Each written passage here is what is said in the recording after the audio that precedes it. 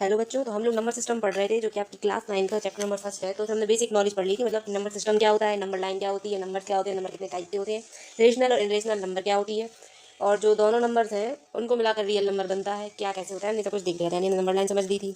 ठीक है, हमने नेचुरल नंबर की डेफिनेशन देख ली, होल नंबर की भी देख ली, हमने इंटीजर्स देख लिए, रेशनल नंबर की डेफिनेशन देख ली, उनकी कंडीशंस देख ली। ठीक है, इरेशनल नंबर देख ली, उसकी कंडीशंस देख ली।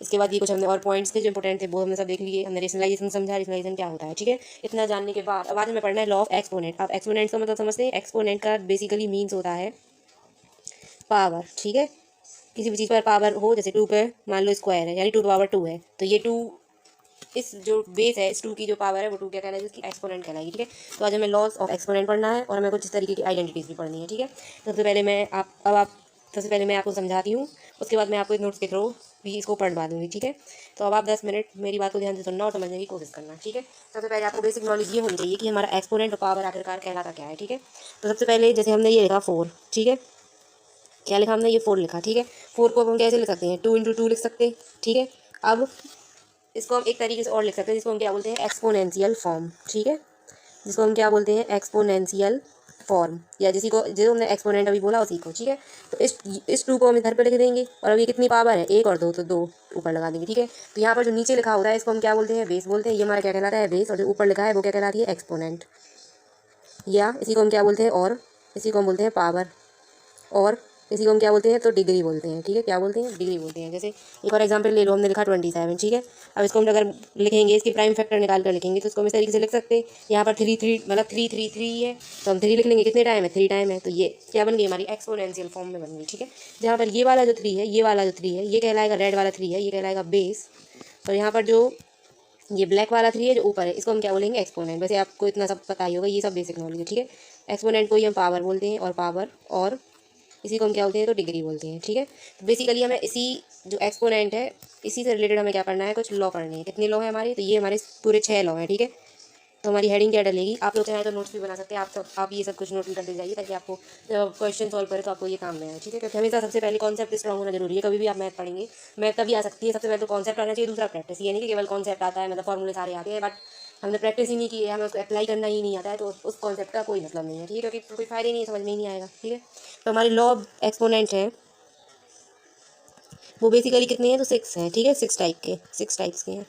कितने टाइप्स के हैं, 6 टाइप्स के हैं। ठीक है, तो सबसे पहला हमारा लॉ है, मैं यहाँ पर ए और बी को लेकर चलूँगी। पहले मैं आपको हर एक लॉ बताऊँगी, उसके बाद उसका एक एग्जाम्पल बताऊँगी। जैसे फॉर एग्जाम्पल सबसे पहले हम लॉ को समझते हैं। ठीक है, तो जैसे सबसे आपका पहला लॉ होता है A⁴m इंटू A⁴n, या इसको ऐसे भी बोल सकते हैं A⁴n इंटू A⁴n। ठीक है, यहाँ पर देखो ये क्या है, बेस क्या है, दोनों का सेम है, और पावर क्या है, अलग अलग है, ये m है, ये n है। ठीक है, तो हमेशा जब भी बेस सेम हो और पावर अलग हो तो क्या हो जाती है, और मल्टी में हो, मेन पॉइंट यहाँ पर ये है कि ये मल्टी में है, डॉट का मतलब ये होता है मल्टी। ठीक है, ये डॉट है यहाँ पर एक,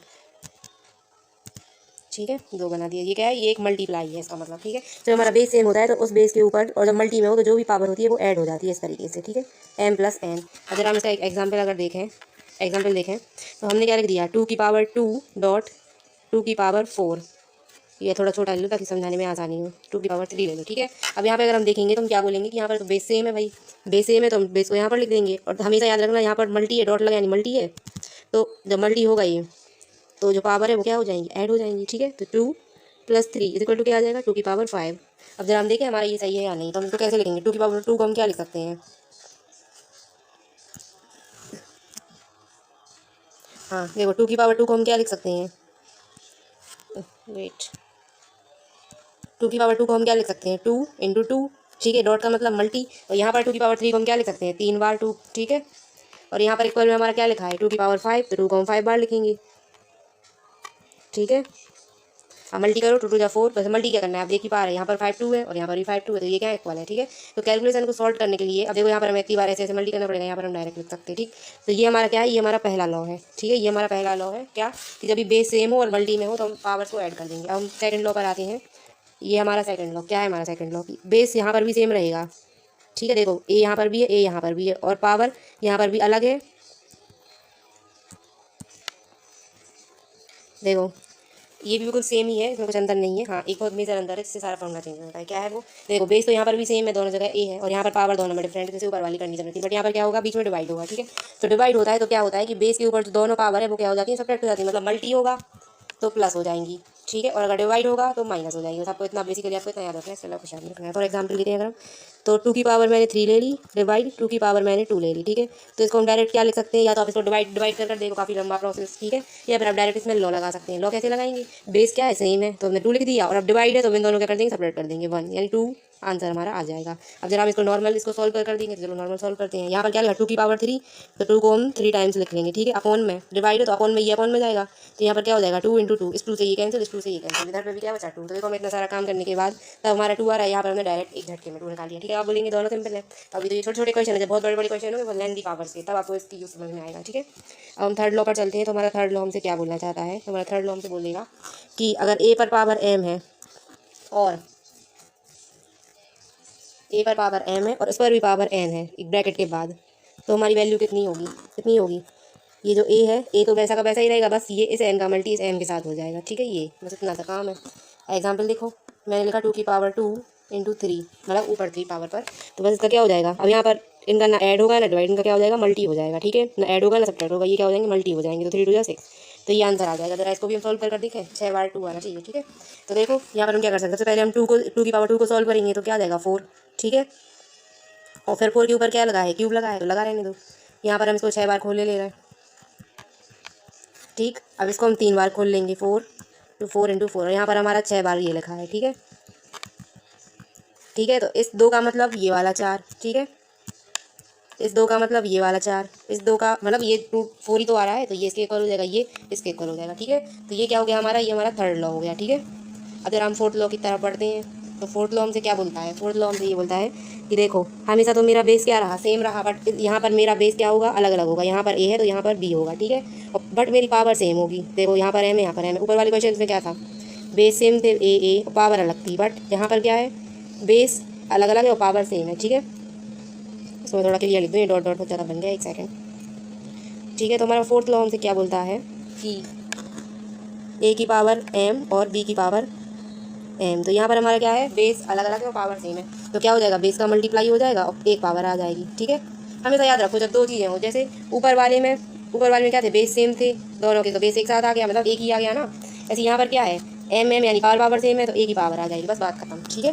एग्जाम्पल देखते हैं ज़रा, 2 की पावर 2 × 3 की पावर 2, तो इसको हम क्या लिख सकते हैं, 2 और 3 का मल्टी कर दीजिए 6, और ऊपर क्या लिख दीजिए 2, तो कितना आ जाएगा 36 आ जाएगा, ठीक है। अब जरा इसको भी हम प्रूफ कर देखते हैं, प्रूफ सबसे ज़्यादा जरूरी है मैथ में, ठीक। तो 2 की पावर 2 को हम क्या लिख सकते हैं, 2 × 2 × 3 की पावर को हम क्या लिख सकते हैं, 3 × 3, 2 × 2 = 4, 3 × 3 = 9, तो ये क्या हो जाएगा 36, जो कि हमारे किसके इक्वल है, इसके इक्वल है। तो आप इतने 3 काम करने से अच्छा क्या करो, पावर देखो सेम है तो बस नीचे वाले के बेस है जो उसको क्या करो, डायरेक्ट मल्टी कर दो और पावर को वही का वही लिख दो जितनी भी हो। और एक बड़ा एग्जाम्पल ले लें, जैसे 10 की पावर 100 इंटू में 11 की पावर 100। अब देखो ये कितना टफ हो जाएगा, करना हो जाएगा कि नहीं। तो बेसिकली हमें बहुत सिंपल करना है, क्या करेंगे, अब इसको अलग अलग करते फिरोगे इससे अच्छा इसको मल्टी करो, कितना आ जाएगा 110, वही की वही पावर लिख दो 100, तो ये आपका आंसर हो जाएगा, समझ गए। इसके बाद हमारा जो फिफ्थ लॉ है, हमने 4 लॉ पढ़ लिए हैं। हमारा फिफ्थ लॉ क्या है, ए की पावर 0 क्या है 1 है, ठीक है। तो ये हमेशा याद रखना कि कुछ किसी भी चीज़ की पावर 0 हो, मान लो हमने 2 की पावर 0 बोला तो ये भी 1 हो जाएगी। हमने क्या बोला 1000 की पावर अगर 0 है तो ये भी क्या हो जाएगी 1, ठीक है। अगर मैंने 2286 की पावर 0 बोला तो ये भी क्या हो जाएगी 1 हो जाएगी, ठीक है। तो हमें कोई भी कॉन्स्टेंट नंबर है जैसे कि 1 2 3 4 कुछ भी, मतलब इतनी बड़ी नंबर भी जैसे हमने ले ली तो क्या होगा, इसकी पावर 0 होगी तो वैल्यू हमेशा 1 आएगी, ठीक है। इसका प्रूफ भी है कि ऐसा क्यों होता है, बट आपको अभी इस पर जानने की ज़रूरत नहीं है, ठीक है। उसके बाद 6 है ए की पावर -m, ठीक। तो ए की पावर अगर -m रहेगा तो इसको हम क्या लिख सकते हैं, 1 में ए की पावर m, सीधी सी बात है। अगर हमें इस माइनस जो पावर हमारी माइनस में दी है, अगर हमें इसको प्लस में बनाना है तो हम क्या करेंगे, इसको 1 के अपॉन में ले जाएंगे। जैसे फॉर एग्जांपल हमने लिख दिया 2 की पावर -4, ठीक है। अब माइनस में कैसे खोलोगे खुद ही सोचो, जैसे 2 की पावर 4 हो तो आप खोल भी लो 2 × 2 × 2 × 2, बट इसको कैसे खोलोगे, तो इसको हम ऐसे खोलेंगे कि हम इस पावर को प्लस बनाएंगे। प्लस कैसे बनेगी, जब इसका उल्टा कर देंगे, यानी रेसिप्रोकल कर देंगे, ठीक है, रेसिप्रोकल, ठीक है। तो ये क्या हो जाएगा अपॉन में 2 की पावर 4, तो बस अब आप इसको खोल सकते हैं बेझिझक 2 × 2 × 2 × 2, ठीक है। समझ गया मेरी बात। ये आपके क्या हो गए, 6 के 6 लॉ हो गए, ठीक। ये क्या हो गया हमारे 6 के 6 लॉ, ठीक है। अब जरा मैं इनको एक साथ लिख देती हूँ ताकि आपको पढ़ने में आसानी हो, ठीक।